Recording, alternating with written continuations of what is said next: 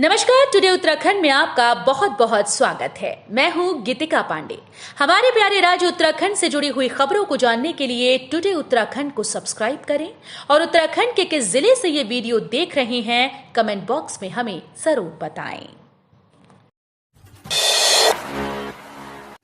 धामी सरकार ने प्रदेश के 6,200 कर्मचारियों को दिया पुरानी पेंशन का विकल्प, अधिसूचना हुई जारी। सरकार ने उन सभी कर्मचारियों को पुरानी पेंशन का विकल्प दे दिया है जिनकी नियुक्ति 1 अक्टूबर 2005 से पूर्व प्रकाशित विज्ञापन के तहत हुई। ऐसे 6,200 कर्मचारियों को पुरानी पेंशन के लिए अधिसूचना जारी करते हुए सरकार ने 15 फरवरी तक विकल्प मांगे हैं। दरअसल केंद्र सरकार ने पिछले दिनों पुरानी पेंशन बहाली के लागू होने तक के विज्ञापनों के हिसाब से कर्मचारियों को लाभ देने का आदेश जारी कर दिया है। इसके बाद धामी कैबिनेट ने भी ऐसे कर्मचारियों को लाभ देने का निर्णय लिया था जिनकी नियुक्ति 1 अक्टूबर 2005 से पूर्व तक के विज्ञापनों के तहत हुई है। मेरा गांव मेरी सड़क योजना के तहत सुधरेगी गांव की तस्वीर, 21 सड़कों को मिली हरी झंडी। लोक निर्माण विभाग और प्रधानमंत्री ग्राम सड़क योजना की परिधि से बाहर संपर्क विहीन गांवों को सड़क से जोड़ने की दिशा में सरकार अब तेजी से कदम बढ़ा रही है। इस कड़ी में मेरा गांव मेरी सड़क योजना के अंतर्गत 4 जिलों में मुख्य सड़क से 1 किलोमीटर के फासले पर स्थित गांव के लिए 21 सड़कें मंजूर की गईं। धनतेरस और दीपावली को लेकर लोगों में उत्साह, सज गए बाजार, बुकिंग शुरू। त्योहारी सीजन आरंभ हो चुका है। दशहरा और करवा चौथ बीत चुके हैं। अब दीपावली से पहले धनतेरस पर सराफा, बर्तन और इलेक्ट्रॉनिक्स बाजार सजने लगा है। ग्राहकों की मांग के अनुरूप ज्वेलरी के साथ बर्तन और इलेक्ट्रॉनिक वस्तुएं भी आधुनिक मंगाई जा रही हैं। इस साल व्यापारियों को बेहतर कारोबार होने की उम्मीद है। धनतेरस की तैयारी में सबसे आगे सराफा बाजार दिख रहा है। कारोबारियों ने ग्राहकों को रिझाने के लिए हर वर्ग क्षमता का ध्यान में रखकर ज्वेलरी मंगवाई है। इस बार के मैदानी जिलों में ओबीसी की सीट्स बढ़ेंगी, पर्वतीय में घटेंगी। इस बार के निकाय चुनाव में मैदानी जिलों में ओबीसी का आरक्षण 14% बढ़ेगा तो पर्वतीय जिलों में घटेगा। 1 सदस्यीय ओबीसी आयोग के पास आई रिपोर्ट, जन सुनवाई के बाद ये तथ्य सामने आ रहे हैं। आयोग को 99 निकायों की ओबीसी सर्वेक्षण रिपोर्ट मिल चुकी है।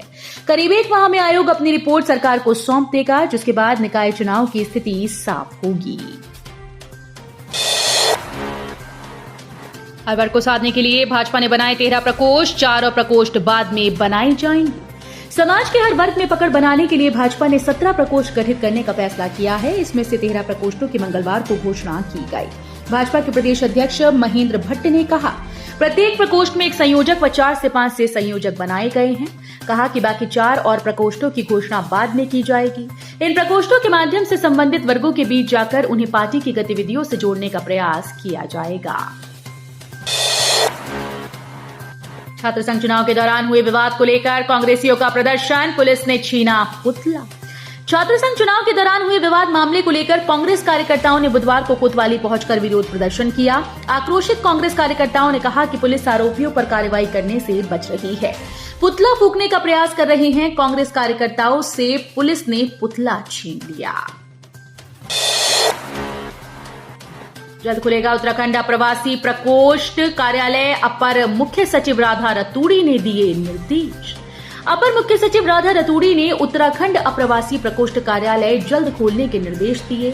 उन्होंने कहा कि अप्रवासी प्रकोष्ठ दुनिया भर में रह रहे उत्तराखंड के मूल अप्रवासियों को अपनी जड़ों से जोड़ने का प्रयास करेगा। एसीएस राधा रतूड़ी ने प्रकोष्ठ जल्द संचालित करने के वर्किंग प्लान पर चर्चा की। उन्होंने अधिकारियों को देश और दुनिया के विभिन्न क्षेत्रों में रह रहे उत्तराखंड मूल के अप्रवासियों के संबंध में डेटाबेस तैयार करने के निर्देश दिए। 6 साल गुजरे लेकिन 75 स्कूल और 12 कॉलेज को नहीं मिली अपनी छत, बुनियादी सुविधाओं को तरसे छात्र। राज्य गठन के 23 साल बाद भी प्रदेश के विद्यालयों और महाविद्यालयों के हजारों छात्र बुनियादी सुविधाओं को तरस रहे हैं। 1056 प्राथमिक और उच्च प्राथमिक विद्यालयों में बिजली नहीं, पेयजल, भवन और फर्नीचर की भी पिछले कई वर्षों से समस्या बनी हुई है। 75 विद्यालयों और 12 कॉलेजेस के पास तो अभी तक अपनी छत भी नहीं है। इन सुविधाओं के लिए छात्र छात्राओं को अभी 2025-26 तक इंतजार करना होगा। दिवाली में रहेगी जगमग। इस बार घरों को रोशन रखने के लिए यूपीसीएल ने की है विशेष तैयारी का दावा। यूपीसीएल के निदेशक परियोजना अजय कुमार अग्रवाल ने बताया कि दिवाली के दौरान उद्योगों में खपत घट जाती है, घरेलू उपभोक्ताओं की बिजली खपत बढ़ जाती है। इसके लिए उन्होंने इंडियन एनर्जी एक्सचेंज से एडवांस में 150 मेगावाट बिजली खरीदी। महामहिम राष्ट्रपति ने किए भगवान बद्री विशाल के दर्शन, धाम की सुंदरता देख हुई अभिभूत। राष्ट्रपति द्रौपदी मुर्मू ने बुधवार को भगवान बद्री विशाल के दर्शन किए। मंदिर में करीब 25 मिनट तक पूजा करते हुए राष्ट्रपति ने देश की सुख समृद्धि और खुशहाली की कामना की। बद्रीनाथ धाम आगमन पर उत्तराखंड के राज्यपाल लेफ्टिनेंट जनरल गुरमीत सिंह और मुख्यमंत्री पुष्कर सिंह धामी ने राष्ट्रपति की अगवानी। महामहिम राष्ट्रपति द्रौपदी मुर्मू कड़ी सुरक्षा व्यवस्था के बीच भारतीय वायुसेना के हेलीकॉप्टर से बुधवार को सुबह 10:20 पर बद्रीनाथ आर्मी हेलीपैड पहुंची। प्रेमनगर में अनियंत्रित होकर पलटी ट्रैक्टर ट्रॉली, एक युवक की मौके पर मौत, दूसरा घायल। देहरादून के प्रेमनगर में बुधवार को दर्दनाक हादसा हो गया। नकचपुर बैंड कोटरा संतूर के पास एक ट्रैक्टर ट्रॉली अनियंत्रित होकर पलट गई। इस दौरान हादसे में एक युवक की मौत हुई जबकि दूसरा घायल हो गया। घायल को अस्पताल में भर्ती कराया गया है। हाईकोर्ट का बड़ा फैसला, खनन पट्टों पर पूर्व में लगी रोक सशर्त हटाई।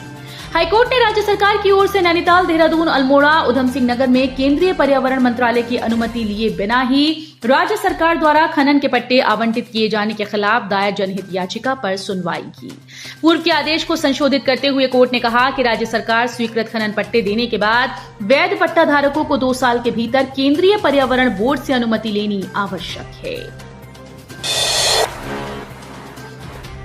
रात के अंधेरे में चोरों ने उड़ाया ट्रांसफार्मर, 20 घंटे बाद भी नहीं लगी बिजली विभाग को भनक।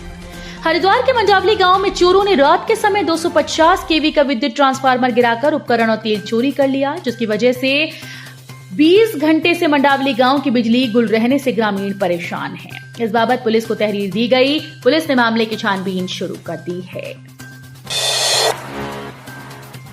नहीं रुक रहा देहरादून मेडिकल कॉलेज से डॉक्टर्स का पलायन, एक के बाद एक इस्तीफे। देहरादून मेडिकल कॉलेज से चिकित्सकों का पलायन नहीं रुक रहा। ज्यादा वेतन की आस में एक के बाद एक कई चिकित्सक नौकरी छोड़ रहे हैं। अब मनोरोग विभाग के प्रमुख डॉक्टर जीएस राणा ने इस्तीफा दे दिया। प्राचार्य डॉक्टर आशुतोष सयाना ने इस्तीफा मिलने की पुष्टि की। हालांकि इस्तीफा अभी स्वीकार नहीं किया गया है। उत्तराखंड में पेड़ों पर बेरहमी से चल रही आरी, हर साल औसतन 1076 मामले। पर्यावरणीय दृष्टि से संवेदनशील 71.05% वन विभाग वाले उत्तराखंड के जंगलों में हरे पेड़ों पर आरी चलने का सिलसिला थमने का नाम नहीं ले रहा। सूचना का अधिकार अधिनियम के अंतर्गत विभाग से मिली जानकारी इसकी तस्दीक करती है। तो ये थी हमारे प्यारे राज्य उत्तराखंड से जुड़ी हुई कुछ खास और अहम खबरें। इसी तरह की लेटेस्ट अपडेट पाने के लिए अभी सब्सक्राइब करें टुडे उत्तराखंड चैनल को। धन्यवाद।